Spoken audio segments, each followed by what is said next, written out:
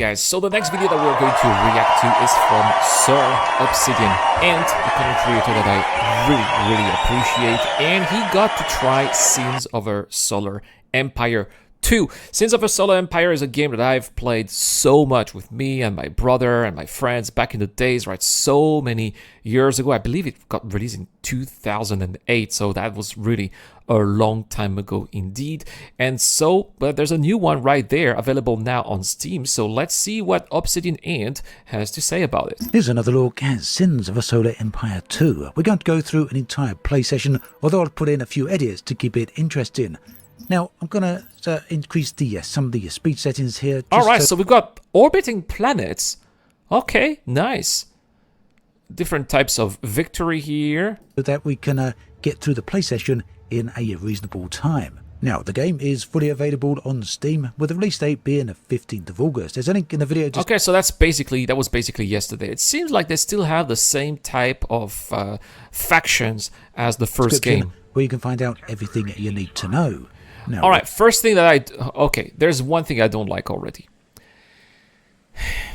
How many times do I have to say it? It doesn't matter which game. Space is black. It's pretty. I know it looks good, right? But that is extremely immersion breaking for me to have such colorful space that looks like a painting. That is so. Maybe there are a few spaces in space that look like this, but it's probably going to be a tiny minority of all the locations that are going to be like space is black, okay, with a lot of stars around, but it's not colorful like this. We're right at the start of the mission here. This is our home world, and we're looking at a factory here. We're about to build a few ships in just a moment. Oh, and that's my objective a factory. here is to expand as quick as possible to get to the enemy homeworld and then completely annihilate it. Yeah, that's what you have to do. That's also what I do. When I play a 4X game, I expand as quickly as possible. Anything that's... I mean, maybe after you're going to be losing some of your land because you're overstretching a little bit, but anything that's up for grabs at the beginning that can get you some resources, can get you to grow, especially your core worlds, that are going to then allow you to conquer back what you would have lost eventually further down the line. That is the key. Good strategy here. This version of the game was sent over to me by Stardock. Oh, lucky you. Stardock didn't send me anything. Well, I mean, he's got 300,000 subscribers, so obviously. I've had access to it for, well, a few months now at this point. And this video is sponsored by Stardock, so my thanks to them for that. So we've got a large ship being built now, a capital ship over at the heavy ship plant. And we're going to build a few frigates here at the light shipyard. All right, so it looks like he's playing the TEC, right, which is basically the humans, and the design looks similar but modernized at the same time. Go for the Cobalt light frigates. We do have a military supply here, which limits the amount of ships that we can have in our fleet. Yeah, the interface kind of looks like also the old one too. I like that. They are modernizing the game, but also not making it completely new or completely, I would say, overwhelming for all the players. Any one go. That's covered by our research, and we're going to need to increase the research in a minute so we can increase that supply limit, so we can ultimately end up with many more ships. Oh, yeah. So down the bottom here, we've got our research rate and our commerce rate, our logistics supply, and many other things. These all contribute towards the various different resources and abilities that our society actually has, our civilization has. So right here, we want to start off our military research, and in order to do that, we're going to need to put a point into defense. Now, we've got logistics, which is one area. Oh, so I like that you're not doing the research yourself, right? You're actually allocating resources, and that's going to define how fast the research is going to be happening. Area of research. The other area of research, of course, is defense, so that's going to need to increase there. This will allow us to build more military research. Yeah, so basically there's like this gauge here which makes you allocate a defined amount of resources, right? Stations in orbit, which in turn allow us to increase our military research. Meanwhile, we can see our first capital ship is now ready. It's coming out. Oh, that's so cool. It came out of the shipyard just like that, right? Nice. And these are the levels. So yeah, capital ships have levels, and based on their experience, they're actually leveling up. So this one has 0 experience, so it's obviously level 1. But as it gets more experience, it's going to get more levels, and because it gets more levels, it will have more durability, more shields, more armor. That's a game mechanism that was there in the first game already. Of the shipyard, and yeah, I really do like the design of these. Very much reminiscent of, in my mind at least, the Expanse. Very nice utilitarian design. No, of like course, the first not game all too. of the factions have a design like this. The other factions do have various different designs in terms of their visual aesthetics. Yeah, these are just the terms, right? They're very trade, commerce oriented, making profits. Some of the aliens are not like that at all. Here, meanwhile, is one of those scouts. Now, the scouts do head on out to across the solar system, and they will automatically explore for you, reporting back what they've discovered. So Okay, that's a good mechanism there. Do that. I've built quite a few scouts to do this, and keep the... Yeah, in those games, you want to have some scouts, right? To know what's going on, discover where the enemy is, what they're doing, so that you can then counter what they're doing based on what you already know. But besides, the AI is doing the same, right? It's actively and passively being explored. And you can see already there has been a world discovered here. We're going to deal with that in just a moment. It is a nice world. It's an Arctic world. So that means at some point I'm going to need to research Arctic colonization or Arctic... All right, so you have to do that research, right? You can't do that automatically. I don't remember that in the first game, that you had to do these kind of research. That's nice. terraformation, so we can go and live on that planet. Before we do that though, let's start our military research, because as I said, we want to increase our military supply, ship supply, as fast as possible. Ultimately, I want to just build a massive fleet of ships and send them over to the enemy homeworld. Now, as we play through the game, you may notice there's some few improvements and changes since the last time we played.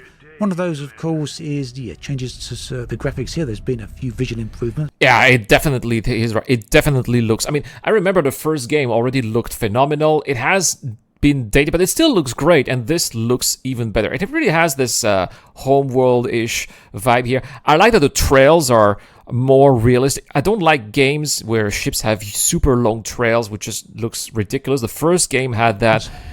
This one really doesn't seem to be having that. This is absolutely gorgeous. Now, we're set in our rather smaller... Oh, that's how they're going to be jumping, right? To the next planet over, and this...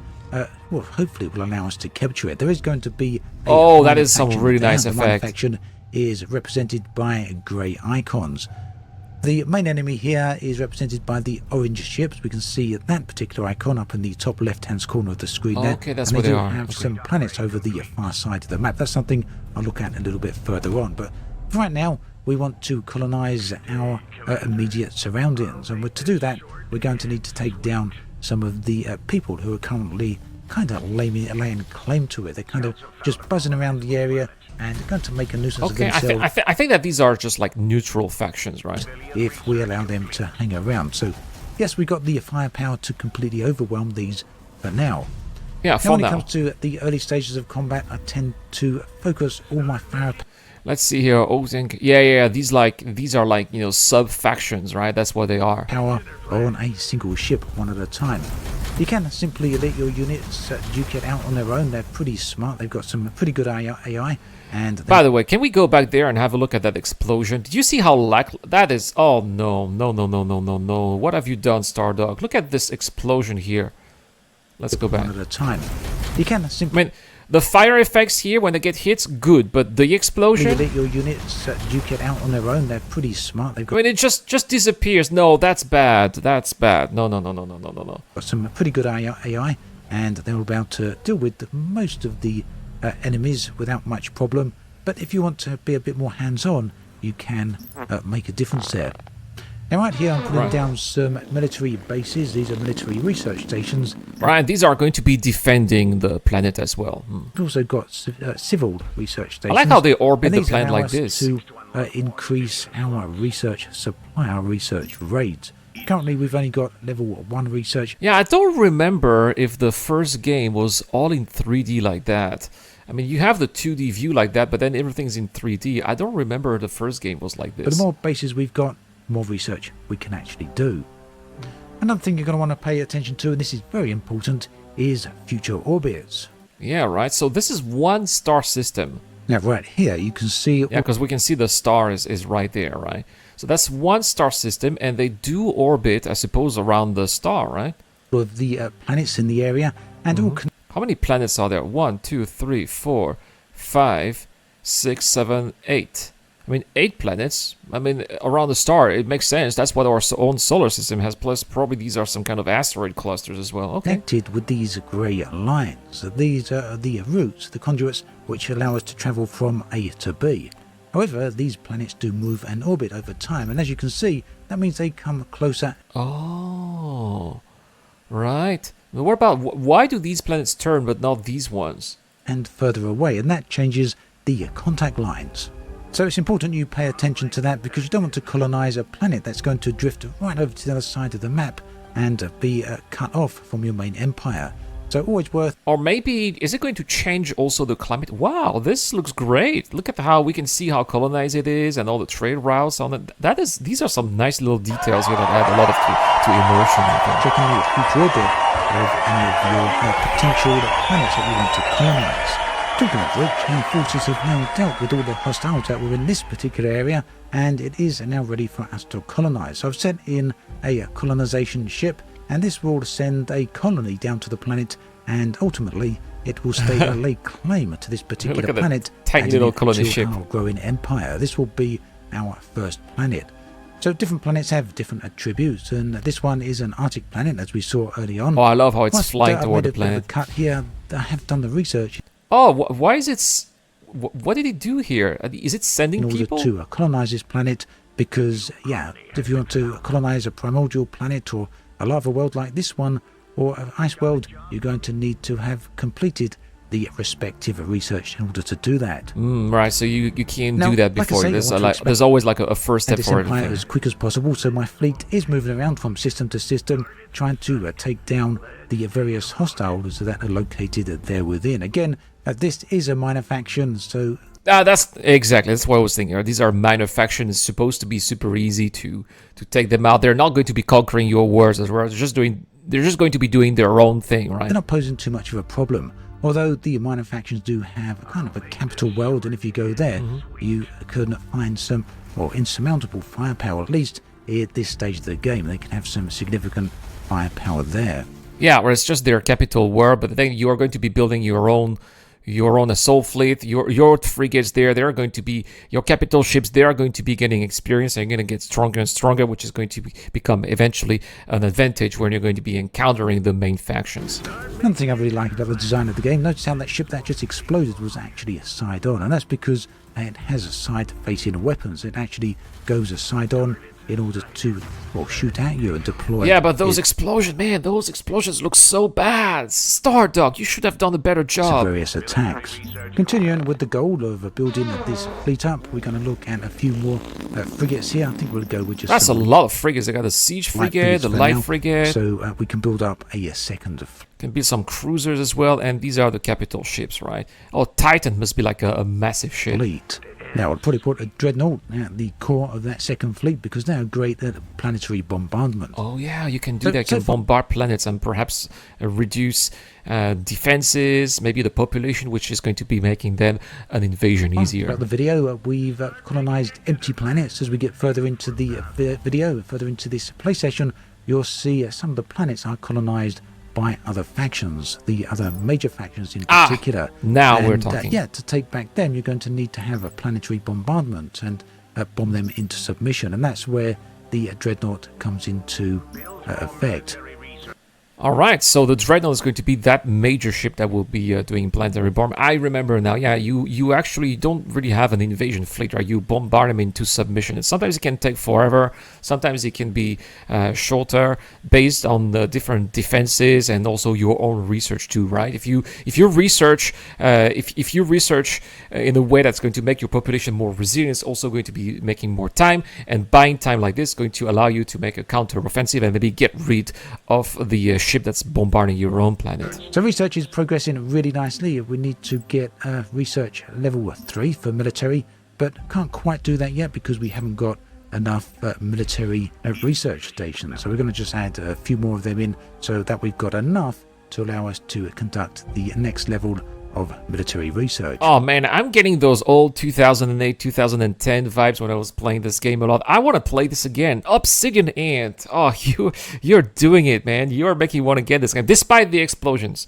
Bad explosions, but this look, and the background, bad background, needs to be black, but this looks great. I suppose not all star planets are, not all star systems are going to look like that. I can't imagine that though. Also dotted around, you'll see some of these asteroids. These well, once we've got the necessary research, we can actually build factories on these extraction sites, and they will gather some of the resources for us. At the top of the screen, yeah, right, you can see that they are located right there. You got metals, you got crystals, and gold, and you can also, in the first game, there used to be a very good trade mechanism with offer and demand. So if there was too much crystal, for example, on the market, then the prices would go down. But if you needed those crystals at that time, then you could buy cheap, right?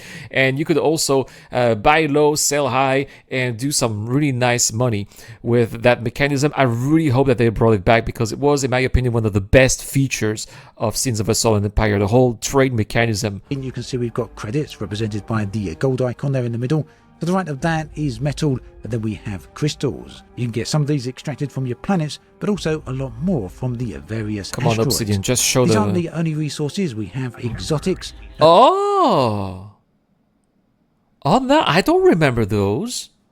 Was it something in the first game? And these are essential for some of the larger ships, specifically capital ships. And to get some more of those exotics, I'm going to need to increase the survey level on a bunch of my planets. Where do we find another them? way to get the exotics. You can get some specific ones, and you'll see how I do that slightly further into the video. Okay, cool. Okay, zooming back out again, we can see my empire is growing. We've got 4 different planets colonized, and the enemy currently has 2.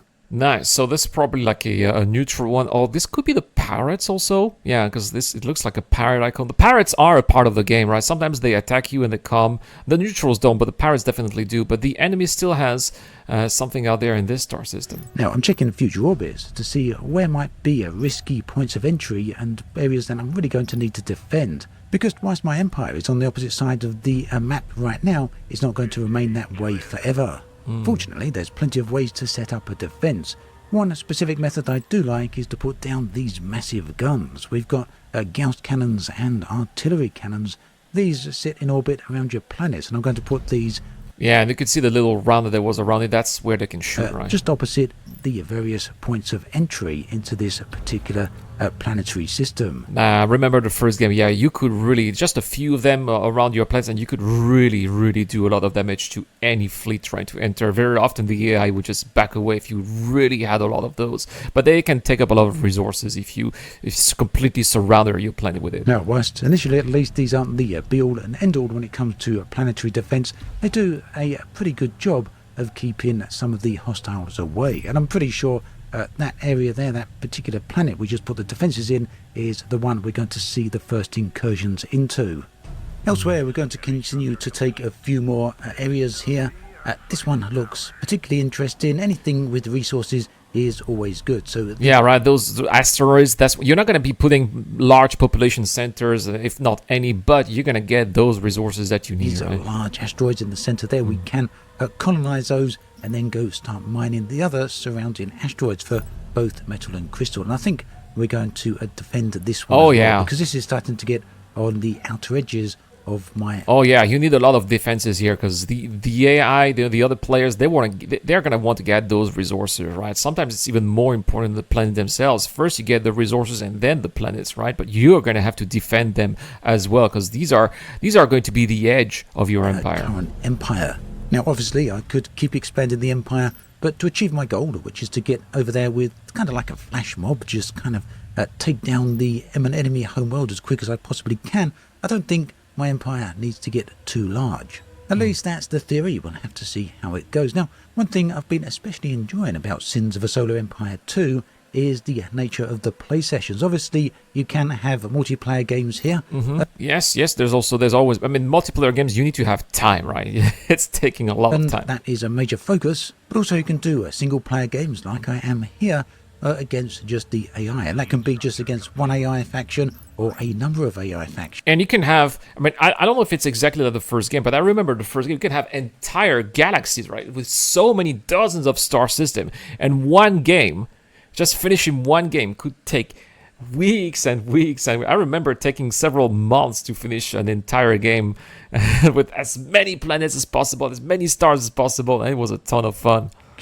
And the part of that which I've really enjoyed is the ability to really customize the length of the play session. As you saw at the start of this video, I wanted this one to be relatively a quick play session. Yeah, because it's only one star. star. You can also really go for long, drawn out, kind of almost on the level of grand strategy type titles. It really does depend on what you're looking for and how you're feeling in any particular moment. Okay, a while ago you saw me, you heard me mention the exotic resources. These are there's the factory, right? Rare resources, and how you need to have surveys on your planets to there's one find right these. there on this you asteroid. can create your own. It does take time, and this right here is the unit that allows me to do that. So nice. It will take a little bit of time to be fully. So it's going to be building, and you're going to see first there's like the blueprint, and slowly but surely it gets built. Right? But once we've got this, it's going to be very useful indeed. We can simply select a certain specific exotic resource, and it will pump that out for us. And that means, we'll have the resources needed for the larger vessels. Elsewhere, scanning around my empire, I've noticed the orange element to the UI here surrounding my planet. Where? Now, the red part below the circle represents my own forces within that planet. Oh, so that means that the enemy is already there. Look at that. I remember what it means, right? And these are your... So, if the gauge of your forces is bigger, you have stronger forces. If the gauge of the enemy is not so big, it means they're weaker than you. But they can still do hit and run tactics and try to lower your defenses before a much bigger attack. It's a planetary system. The orange element represents enemy forces there. So it does look like, as I predicted, there is an incursion there. We're going to go and need to deal with that right now. So the incursion is looking to be relatively small at the moment. This is what, frigate class ships maybe? Got enough ships here to hopefully deal with this without too much problems. And yes, this is the area that I expected them. So he has the defenses already, right? The defenses should already be doing a lot of help. Arrive in.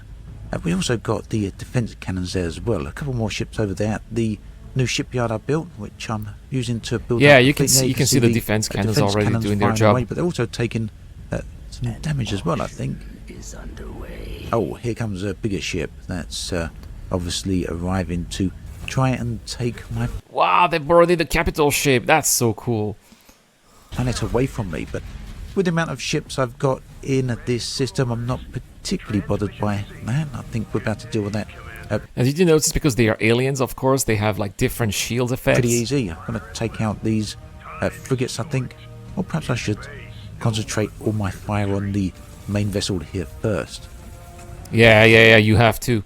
You have to, because that thing first costs a lot of resources to build, so if it gets destroyed, it's a big blow to the enemy, and it's also going to be doing a lot of damage too, right? This has to be your priority target.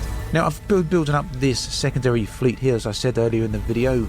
This one... Wow, what's this? Oh, he has the Dreadnought. Wow, look at that. Dreadnought versus Dreadnought. Here we go. Dreadnought as its core, and a bunch of other ships surrounding it. But I've also got the first original fleet that I used to take the initial systems, the initial planets, and what you can see here over the AI has no chance. Is that other fleet now turning up. A little bit of a cut there just to wait for their...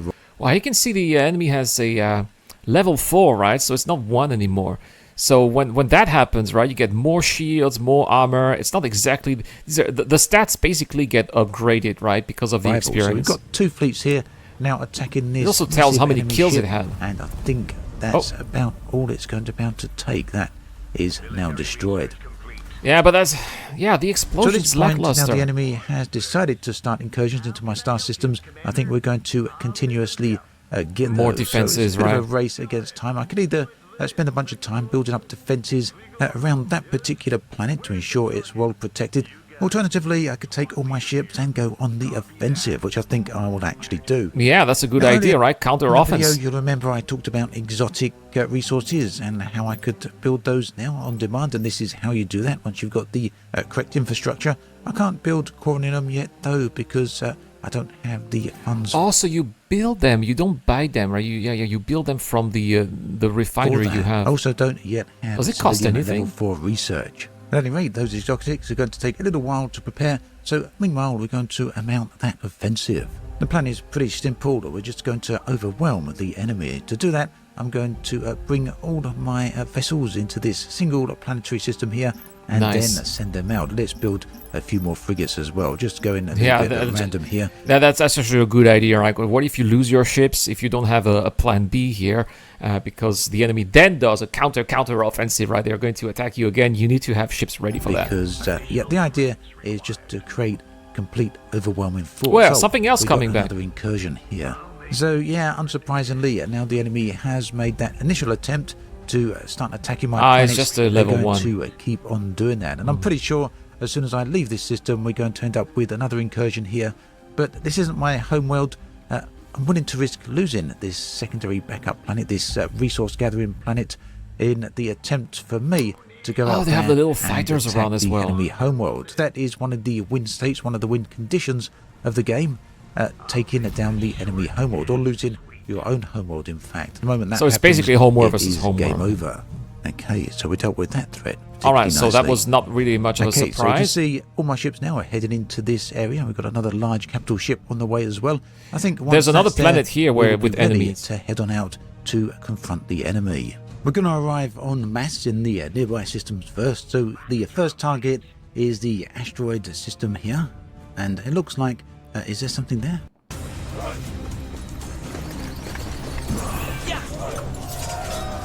Maybe. It looks like it's owned just by like the an asteroid, enemy. right? Yeah.